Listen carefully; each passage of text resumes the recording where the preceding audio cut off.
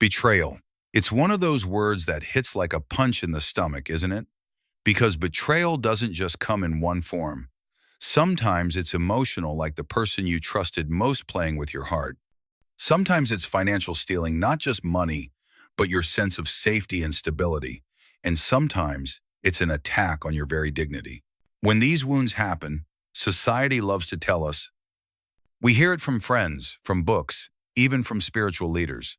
Holding on to anger only hurts you. And sure, forgiveness is a noble virtue. Most of the time, it frees us from bitterness and helps us heal. But let me ask you, have you ever felt that deep resistance inside?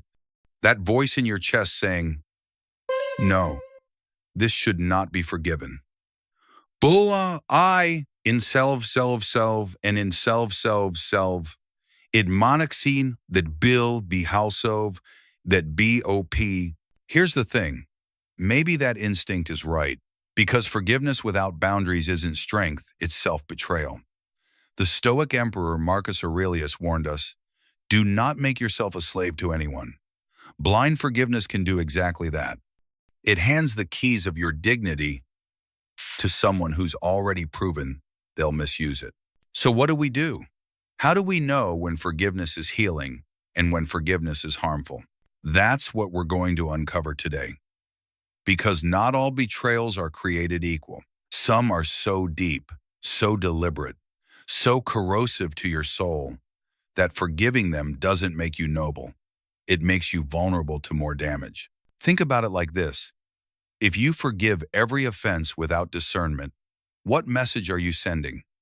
You're telling the people around you, my boundaries are negotiable. My dignity has a price. My trust is a currency you can spend and then replenish with a simple, I'm sorry. And I have to ask, is that the life you want to live? No. True self-respect means knowing which wounds cannot be excused. It means saying, I can release the bitterness in my heart, but I will not allow you back into a place where you can destroy me again. So in this video, I want to take you through 7 betrayals you should never forgive. Why 7? Because over and over, these 7 patterns show up in relationships, friendships, and even family bonds. And each one of them crosses a sacred boundary that, once broken, changes everything. And let me warn you, when we get to the 3rd betrayal, pay very close attention, because that one doesn't just damage your relationship with another person. It can destroy something far more dangerous, your ability to trust your own reality. But here's the purpose of this journey.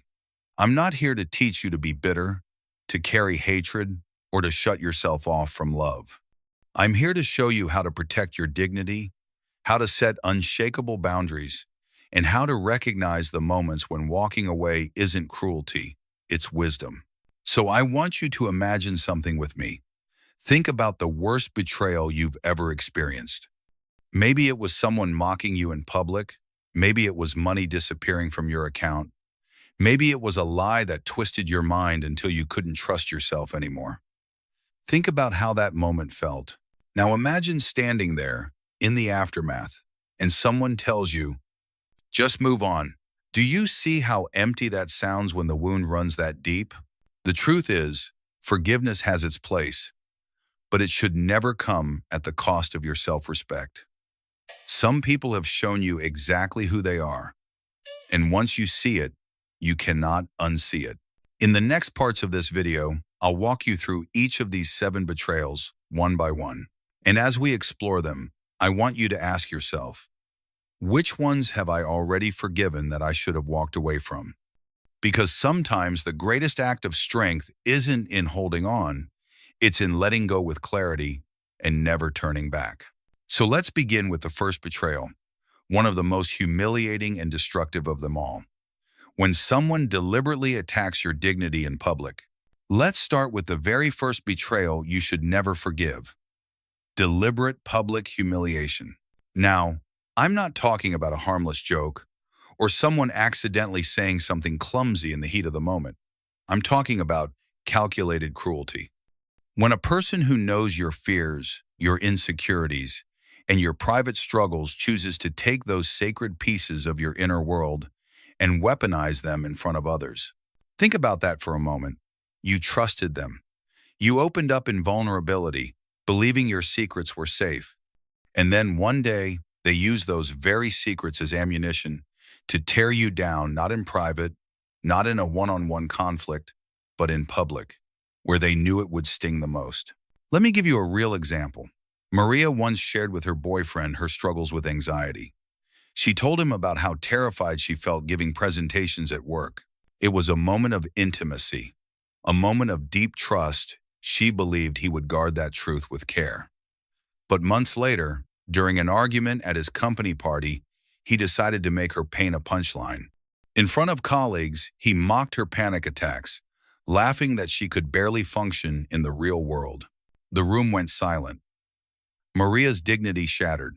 And in that moment, she realized something devastating. Not just that she had been humiliated, but that the very person she loved most had chosen to betray her in the cruelest possible way. Now here's the truth. This kind of betrayal is not about anger or even about the fight they had that night. It's about someone proving to themselves that they can control you by tearing you down, that your reputation, your social standing, even your career are disposable if it gives them a momentary sense of superiority. And the damage goes much deeper than the embarrassment itself. Public humiliation plants a seed of doubt that spreads into every part of your life. You start wondering, what else will they expose? What other secrets will they use against me? So you begin editing yourself. You stop sharing your vulnerabilities. You hide parts of who you are, and slowly, genuine intimacy becomes impossible. Even worse, sometimes the person or even people around them will try to convince you that you're overreacting. Don't be so sensitive. It makes you question your own reality. Wonder if maybe you are being too emotional when deep down you know the truth. Someone you trusted has turned your soul into a spectacle. The Stoic philosopher Epictetus once taught that our dignity is one of the few things truly within our control. And that's exactly why this betrayal is so dangerous, because it shows you that the person standing beside you does not see your dignity as sacred. They see it as leverage. And here's what I want you to hear. If someone humiliates you once, they will do it again. Maybe not tomorrow, maybe not next week, but when the moment comes that they want to hurt you, they've already proven they're willing to cross that line. Apologies won't erase that instinct. Regret won't change that reflex. So what do? You set absolute boundaries. You make it clear that your dignity is not up for negotiation. You remind yourself, your trust is a gift, not a tool for someone else's amusement. And if someone treats it as anything less, they disqualify themselves from access to your inner world. Because here's the bottom line. Your dignity is not a bargaining chip. It is not currency to be traded in someone else's emotional economy. Once a person shows you they are willing to destroy it, you owe it to yourself never to give them the chance again. Public humiliation is not a slip. It is a revelation. It reveals who someone truly is when they think they hold the upper hand. And when someone shows you that they've told you everything you need to know. The second betrayal you should never forgive is one that doesn't just take your money. It takes your security, your stability, and your faith in another person. I'm talking about financial betrayal. Now, financial problems happen in every relationship. Maybe you and your partner disagree on spending, or one of you makes a bad investment. That's part of life, and it can usually be worked through with honesty and teamwork. But financial betrayal is different. It's not about poor choices, it's about deception. It's about lies that stretch on for months, even years. It's about someone using your trust as cover while they secretly dismantle the future you thought you were building together. Let me tell you a story. Tom thought he and his wife were doing everything right. They worked overtime, skipped vacations, and saved diligently for their kids' college fund. It was their shared dream, giving their children opportunities they never had. But one day, Tom discovered something that broke him. His wife had been systematically draining that account for 18 months. Nearly $30,000 gone. And not for an emergency, not for a hidden medical bill, but to fuel a gambling addiction she had hidden with forged signatures and elaborate lies. When he confronted her, the response wasn't remorse. It wasn't even shame. It was anger at being caught. She minimized it, called it borrowing from our own money, even tried to flip the guilt back on him. If you supported me better, I wouldn't have had to hide it. Think about that for a moment. The betrayal wasn't just the missing money, it was the daily deception. The ability to look Tom in the eye while planning family dinners, vacations, and retirement, all while secretly dismantling the very foundation of their future. And that's what makes financial betrayal so devastating. It doesn't only leave you broke, it leaves you questioning everything. Every purchase, every financial conversation, every joint decision becomes a shadow. You start asking yourself, are they telling me the truth this time? Or am I being lied to again? Marcus Aurelius, one of the great Stoic philosophers, saw justice as one of the four cardinal virtues, and he believed how a person treats fairness reveals their true character. Financial betrayal violates that principle at the deepest level. It shows you that your partner values their immediate gratification more than your children's future, your retirement, or the sacrifices you both made. It shows you that lying to your face is easier for them than facing their own weaknesses. And here's something I've noticed. When people who commit financial betrayal are caught, they rarely take full responsibility. And that reaction tells you everything you need to know. Because if someone doesn't even understand the gravity of their deception, what chance is there they'll ever change? The damage from this kind of betrayal lingers far beyond bank accounts. It can destroy your credit score, leave you with debts you didn't know existed, and take years to rebuild financially. But the deeper wound is psychological. It's the erosion of trust. It's waking up each day with a partner, but feeling like you're sleeping next to a stranger who could be plotting their next secret. And let's be clear, money in a relationship is never just about money. It's about partnership. When one person makes unilateral decisions, stealing, hiding, gambling, they're saying, your voice doesn't matter. Your security doesn't matter. My desires matter more. So why should this betrayal never be forgiven? Because it reveals something fundamental about their character. Selfishness and dishonesty at a level that goes far beyond dollars. If someone can steal from you while pretending to plan a future with you, they've shown a dangerous ability to compartmentalize their life. They've shown they can deceive with a smile, and that's not a foundation you can ever build on again. Your financial trust is directly tied to your personal trust. Break one, and the other collapses. And when someone proves they'll put their gratification above your shared future, forgiveness won't change those priorities. It only buys them more time to repeat the same betrayal. So if you've ever faced financial betrayal, hear me on this.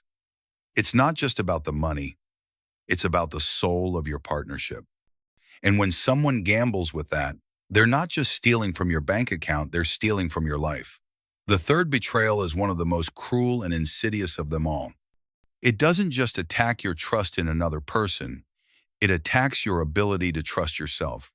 This is systematic gaslighting and reality distortion. Now, disagreements happen in every relationship. People remember things differently. That's normal. But gaslighting is not about perspective. It's not about miscommunication. Gaslighting is deliberate. It's psychological warfare designed to make you question your own memory, your own perception, and eventually, your own sanity. Imagine this. You bring up a promise your partner made. Instead of admitting they forgot, they look you dead in the eye and say, "That never happened. You're imagining things." At first you brush it off, but then it happens again and again. Soon, every time you recall something, you're met with denial. That's how it starts, small seeds of doubt planted in your mind. And those seeds grow. Let me share a story. Jake was a master of this kind of manipulation. For 18 months, he chipped away at his girlfriend Sarah's reality. At first, he denied little things, conversations, promises, jokes he had made. Then he escalated. He moved her belongings around the house, and when she couldn't find them, He acted worried about her memory issues.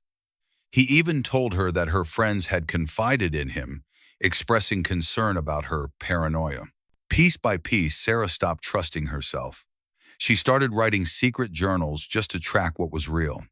She asked friends to confirm conversations she swore had happened. A confident, decisive woman became someone who second-guessed her own mind in the simplest situations. That's what gaslighting does. It takes away your inner compass. It makes you so dependent on the manipulator for what's real that you surrender your autonomy. And the damage is profound.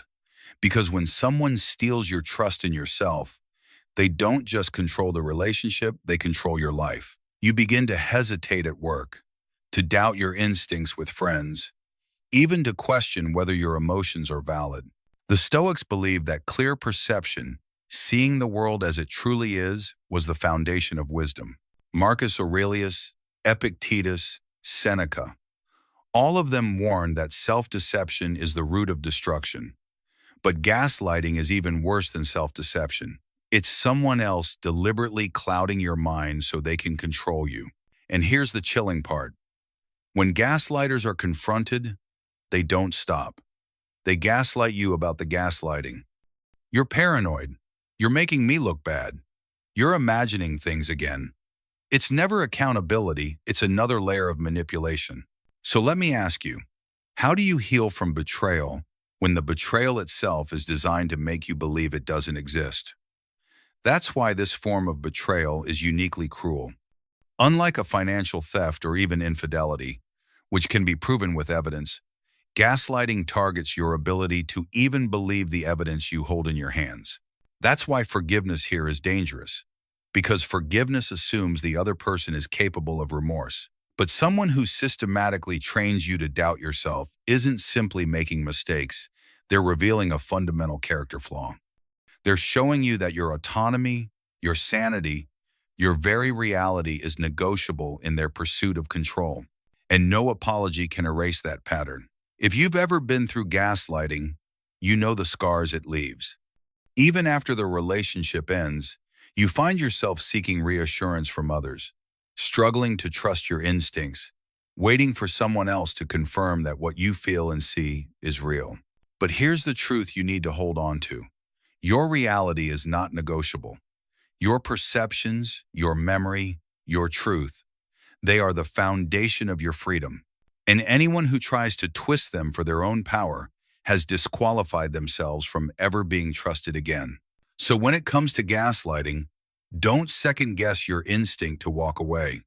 Protecting your mind isn't cruelty, it's survival.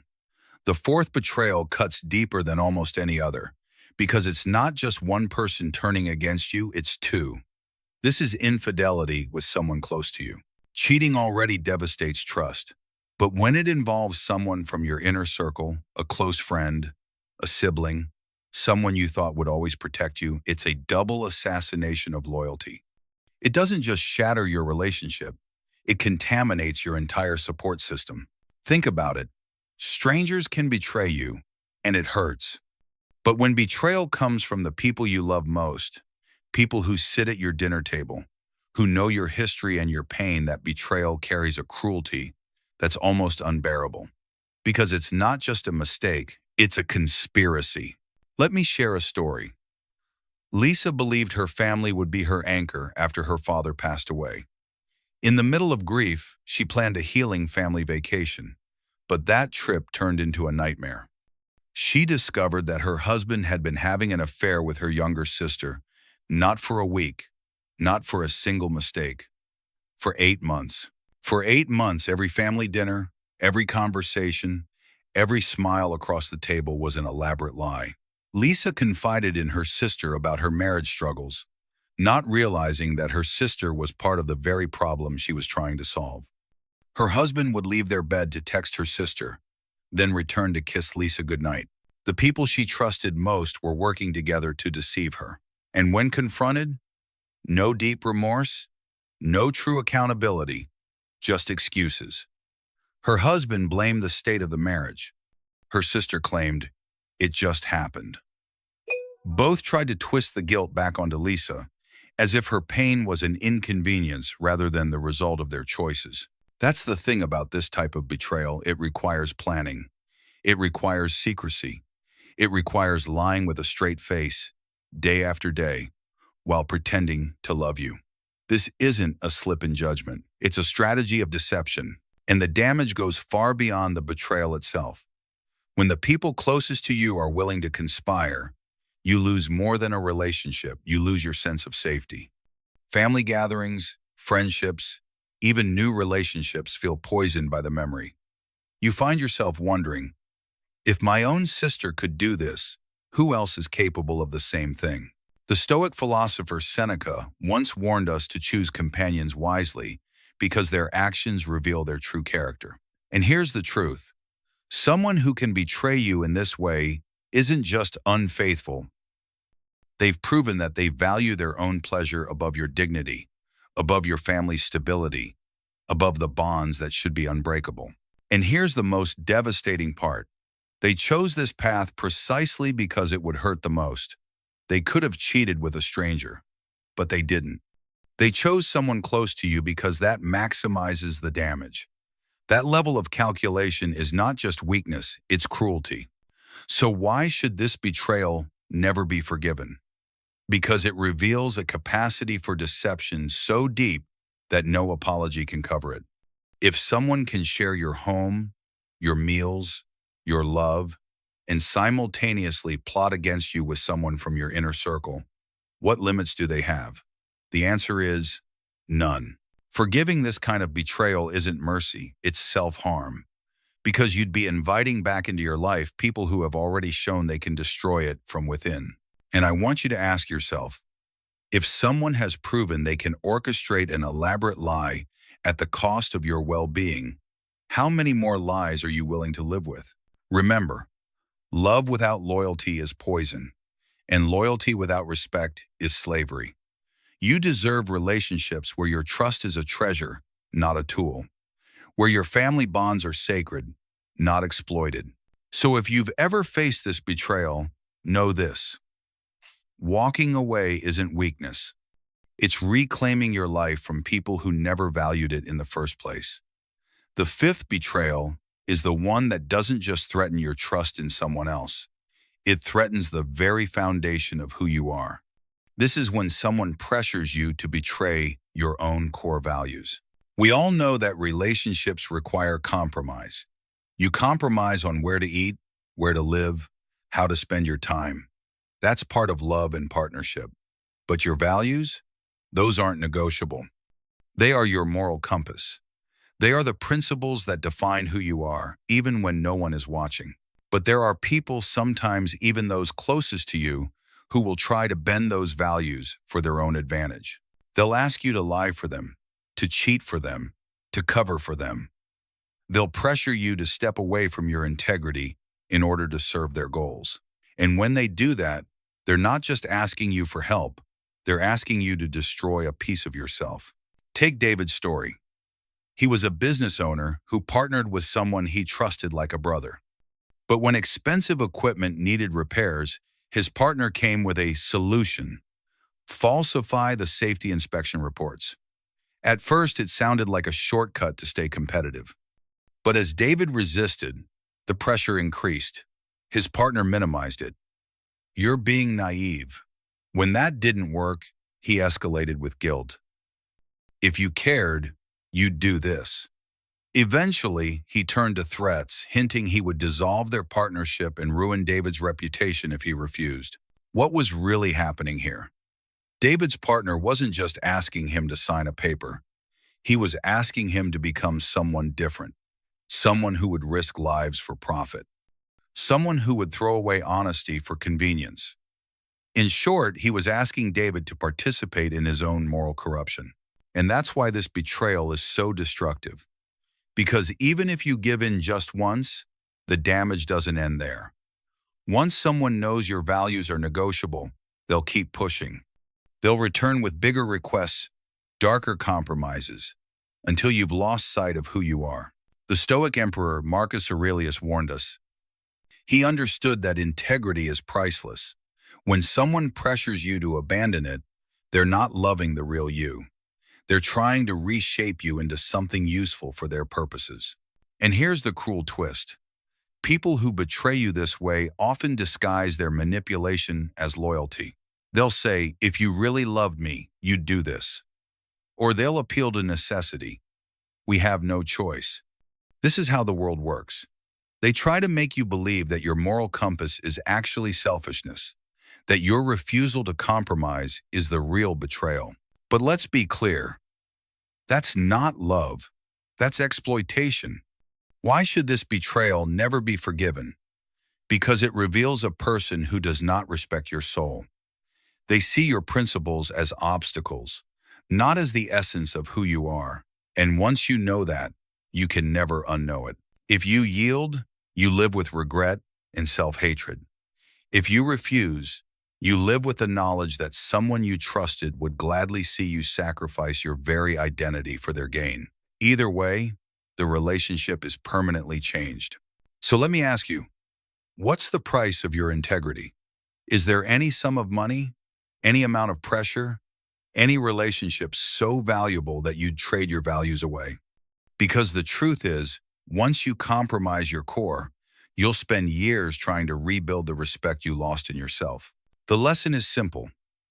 Your values are not bargaining chips in someone else's game. Protect them with everything you have. Because when someone asks you to betray your values, they're not asking for loyalty. They're asking for your destruction. And if they can ask you to destroy yourself once, they will do it again. The sixth betrayal may not always be loud or obvious, but it is one of the cruelest. It happens when someone you trust chooses to exploit you in your weakest moments. We all go through seasons of vulnerability, grief, illness, job loss, heartbreak. These are the times when we need compassion, when we long for people we love to stand beside us, to guard us. But some people see those moments differently. To them, your weakness is an opportunity, a chance to manipulate, to take advantage, to elevate themselves while you are at your lowest. Think about how heartless that is. When you are already fighting to stay afloat, they are not throwing you a lifeline. They are tying weights to your ankles. Take Anna's story. After losing her mother, she turned to her closest friend for support. In the fog of grief, Anna confided secrets she had never shared before: her fears, her regrets, her struggles. She thought these sacred truths would be safe, but instead of protecting her, her friend turned those confessions into gossip. At dinner parties, she slipped Anna's pain into conversations, framing it as concern. Soon, Anna's most private wounds had become entertainment for others. The betrayal wasn't just in the words spoken, it was in the timing. Anna was in mourning, disoriented, barely able to hold herself together. And in that moment, the person she trusted most didn't shield her. They exploited her. And here's what makes this betrayal especially dangerous. It rewires the way you experience vulnerability itself. Once you've been betrayed in your weakest hour, you start believing that opening up is unsafe. You stop asking for help. You begin to suffer in silence, not because you want to, but because you're terrified of giving someone ammunition they can use against you later. The Stoic philosopher Epictetus taught that while we cannot control what others do, we can control how we guard ourselves. But betrayal in weakness strikes at the heart of this teaching. Because when you are sick, grieving, or broken, your defenses are lowered. You're not supposed to be on guard. You're supposed to be able to lean on others. And when someone exploits you in that state, they reveal something profound about their character. That your pain is not sacred to them. It's a tool, a chance to feel powerful, to gain sympathy for themselves, or to manipulate you into dependence. So why should this betrayal never be forgiven? Because it shows you exactly where you stand in their eyes. If they can take advantage of you when you have nothing to give, they will never protect you when you need them most. And if they can exploit your grief, your sickness, or your struggles for their benefit, let me ask you, have you ever had someone disappear, or worse, turn against you when you were at your lowest? Do you remember how that felt? The shock, the loneliness, the way it magnified the pain you were already carrying? That's the mark of this betrayal. It multiplies suffering. It doesn't just hurt, it crushes. Here's the truth. The people who deserve to stand in your life are the ones who shelter you when storms come. The ones who make your weakness feel safe, not dangerous. If someone shows you that your pain is just another stage for them to perform on, that's not a mistake, that's who they are. And you owe it to yourself never to give them that stage again. The seventh betrayal is one that often goes unnoticed because it doesn't always come with words or actions.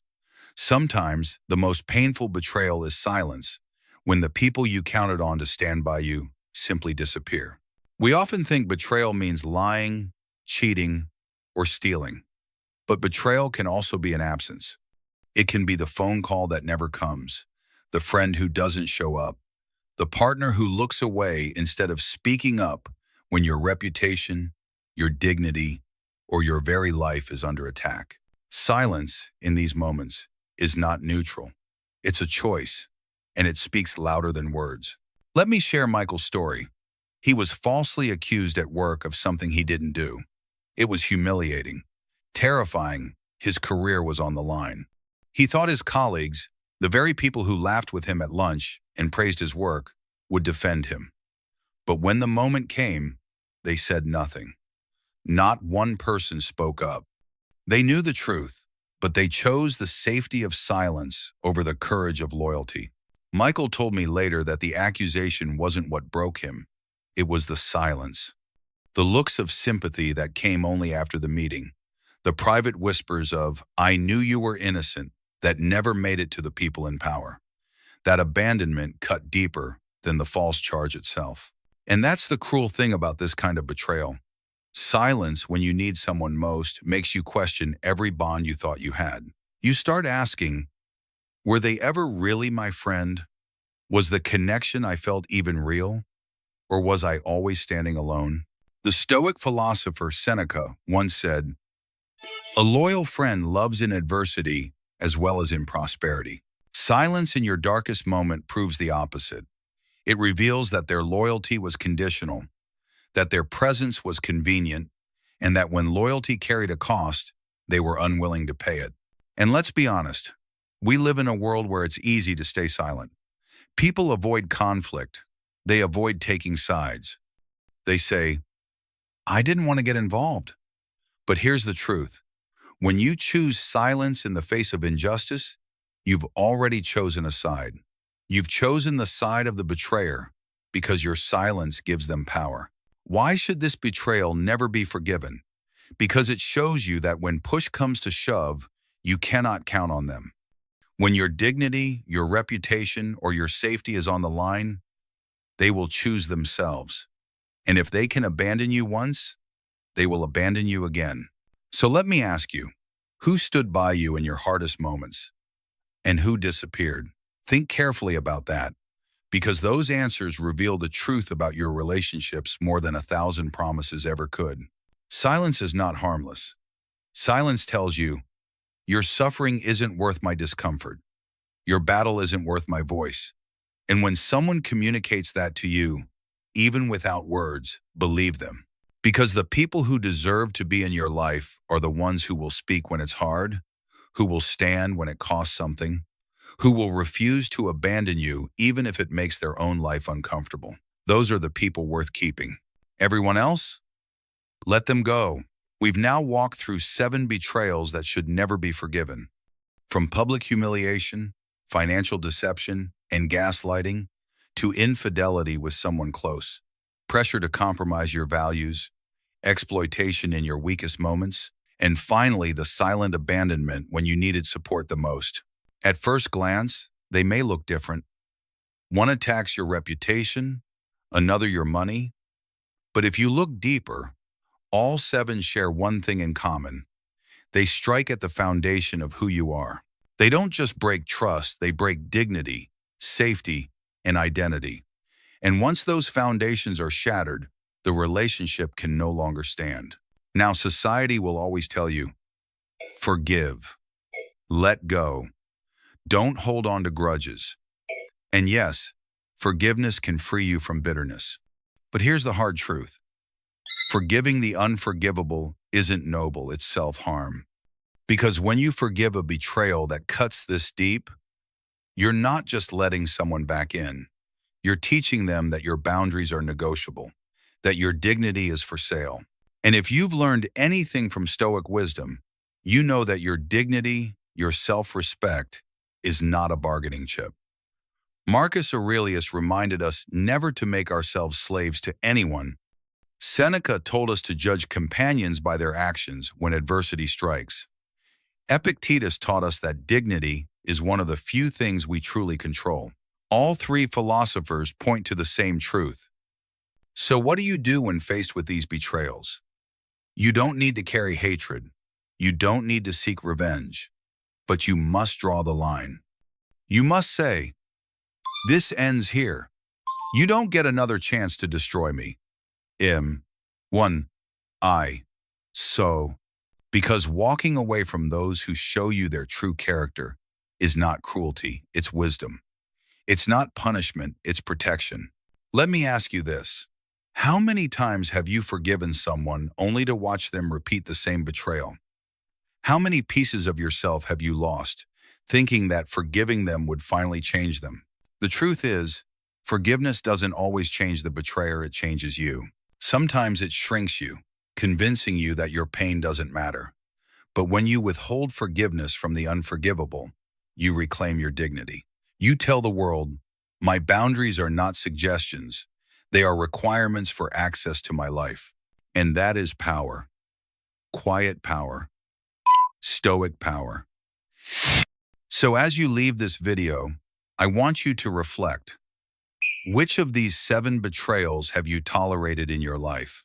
And more importantly, are you ready to stop tolerating them? Because at the end of the day, protecting your dignity is not about shutting others out. It's about keeping yourself whole. You deserve relationships built on trust, loyalty, and respect. Nothing less. Remember this. When you forgive the unforgivable, you invite harm back into your life. But when you stand firm and honor your boundaries, you don't just protect yourself, you inspire others to do the same. Your dignity is not up for negotiation. Your trust is not cheap, and your boundaries are not optional. Walk away from those who have proven themselves unworthy, and walk toward the life of strength, peace, and clarity that you deserve.